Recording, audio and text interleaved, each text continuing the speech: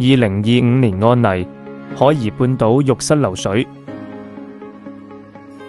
第一步就係打拆浴室，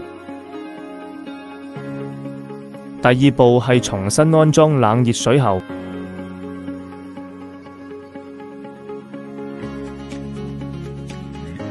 第三步重新鋪上水泥。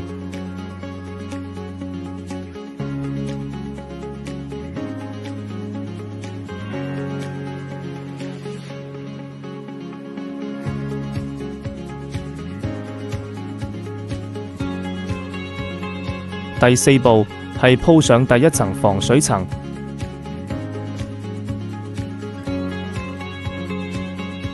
鋪上第二層防水層，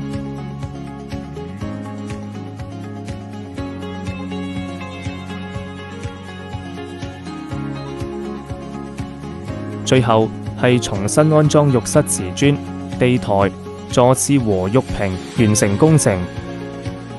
漏水維修請揾我哋 Easy Water， 電話 WhatsApp 61395876。 Easy Water 專業漏水維修，還你一個完美的家。